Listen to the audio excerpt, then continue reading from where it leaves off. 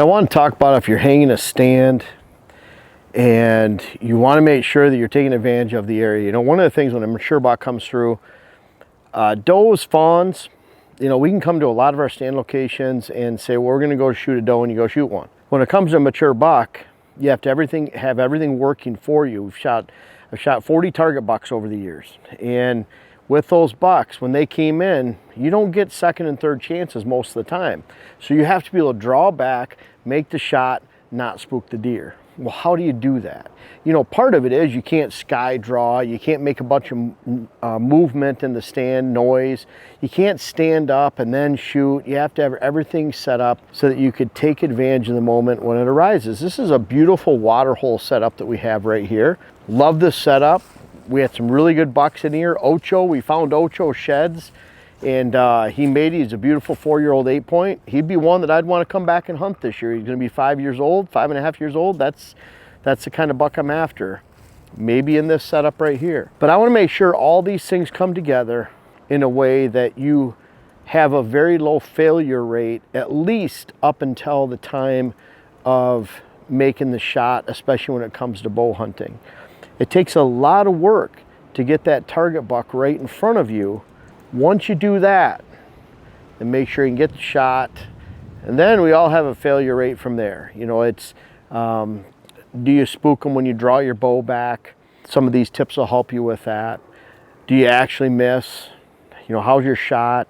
How's your practice routine been? How nervous are you? You know, there's a lot of things that factor into that fail rate. We all have a fail rate. We can't be perfect all the time when it comes to shooting a deer or shooting your bow. But leading up to that, I want to make sure that you follow some principles that have worked for me for decades to make sure I very, very rarely actually spook the deer when I make the shot. I'm not saying I don't mess up, but getting it to there takes some of these steps with just your stand set up. And it doesn't matter if it's a ladder stand, a hang-on stand, maybe you're a tree saddle person. You have to be able to get these principles in place so that you can actually get the shot and have a fighting chance, because after that we still have a fail rate that we have to deal with. But at least getting up to that point and the actual setup of your stand location should follow these principles so you can at least get to that point of the shot and make sure you don't blow it up to that point, because a lot of work, strategy, everything that goes into it. We have bedding areas cut down the hill. We have a big food plot over there. We have a smaller food plot over here. This is a natural transition through a pinch point in the top of a draw there, top of the draw there. The shelves down into bedding areas. We actually found venti sheds down at the bottom here, 150 yards from here. So there's a lot of other strategy points that go into, and you have a lot of strategy for your stands. Let's make sure your stand's set up right. Let's go look at some of these principles right now. And I'll mention one of them. We can't get to this location that's the deer area. This is the deer zone from where we access our stand location. You see all this brush. We're gonna have to go over that log and around to get to the stand. And I'm not saying we have to travel a mile to get to the stand from where we expect to shoot the deer. The point is that it's blocked between here and the stand. That means the deer don't smell where we go up in the stand. They're never going by there. They're never coming under us, getting downwind of us where we walked in, because this is the movement, and we're making sure by having these blockades, hinge cuts, down trees, brush, whatever it might be, so we can get into that stand and actually not spook deer going in, out, leaving scent behind, and having deer come and smell where we've been or see us coming in. So let's go to the stand. I'll show you some of these principles that you need to follow to have a great setup for this fall. Now with the stand location, we actually access from right there. We have a really nice cleaned out trail where you can access through switchgrass up top, sneak in here, and you can see all the brush. Imagine what this looks like in October. In October, a lot of this is growing. Even if there's dead leaves on it or drying leaves, it makes for a good setup. Now, what you'll notice is our water holes right down there where we expect to shoot is right there. So when we're sitting up there, we're sitting like this. I have a bow hanger that puts that bow right in front of my face. So what I can do simply is I can hang that bow already pointed towards where I expect the deer to be. I can sit. Sitting down is critical for making a shot and not spooking deer. I rarely stand unless I have to. I don't want to stand because that's a huge amount of movement. And when you're standing in a tree stand waiting for a deer, even if your bow is hanging, what do? You hear a noise, you go like this. You move your whole body. You're fidgety, you're not comfortable, and it's harder to stay warm because your body's more exposed. You want to be down in a huddled position on the seat. That keeps you warmer, and it keeps you from moving your whole body when you look around. You get used to, you just look at your head, move your head around. That's why I get a kink in my neck, because the whole season I sit and go like this and look and see what's coming down on my left side, because that's where my shot is as a right-handed shooter. So I'm sitting here like this, bow is already there. When a buck comes in, it's a matter of, oh, that's a shooter. Put the release on the string, take the bow off, and I'm ready to pull back. Hardly any movement. And because my bow is not too many pounds, then I'm not having to sky draw and go like that.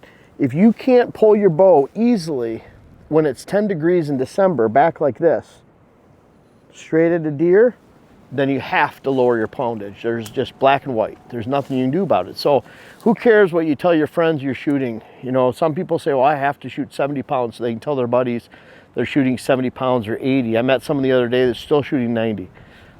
It's a lot of pounds. I've shot 62, 63 pounds for at least 20 years. Even though sometimes for competition to shoot big line jamming arrows, I was using 70 pounds or 72 pounds for competition, so I got the speed. But bottom line is, you have to be able to pull your bow back straight, so there's very little movement. So you have to have a setup that allows for you. Now I want to be able to sit down and comfortable, so I want a comfortable stand. We use all family tradition stands. See the double rail, extremely strong, big wide seat, very comfortable webbing seat, so I can sit, I don't have to stand up. If I hear a deer on this side, well, for one, they're in my downwind, but I'll have to stand up, turn all the way around and shoot that way. It's a lot of movement. I want this shot right here, I can almost shoot 180 degrees by sitting right here. That's on that side of the stand. So stand positioning is very important. Now, if you have lefties that are in your group, you're on right, left, well, you'll have to probably, and you want to be even, you probably have to face the stand right at the water hole, and you know, you have to give a little in that area. But when we have all right-handed shooters, which we do on our property, then we're facing this way, shooting left.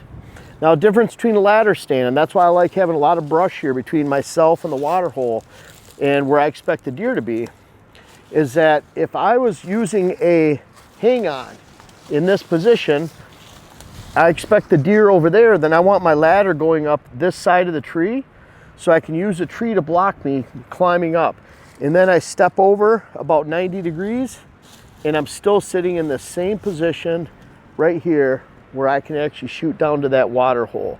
A little bit different with a ladder stand. Now I have to come around the front or the side of the tree. I can't use the tree for cover as much, and then make that shot, get into the stand.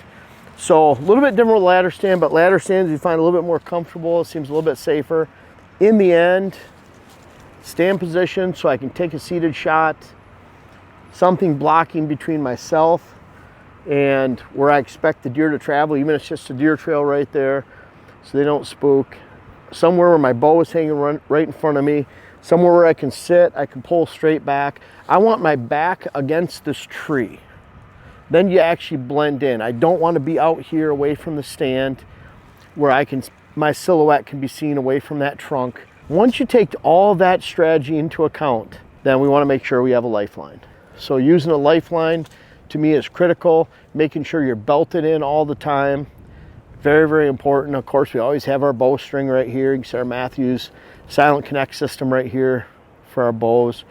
But bottom line is, have to have that safety aspect, but there's a lot of different pieces to putting a great stand location together besides just a strategy.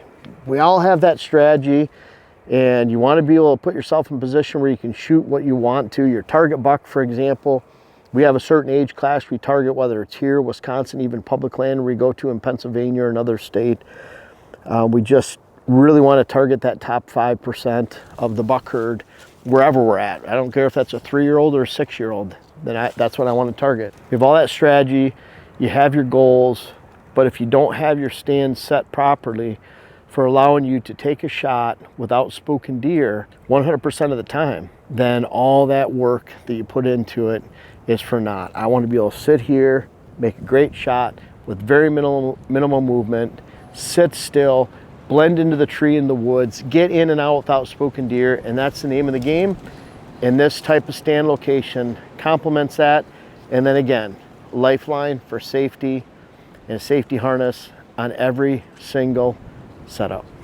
Guys, it's food plot time, and I really urge you to check out our food plot company, Pure Wildlife Blends. It's called Pure for a reason.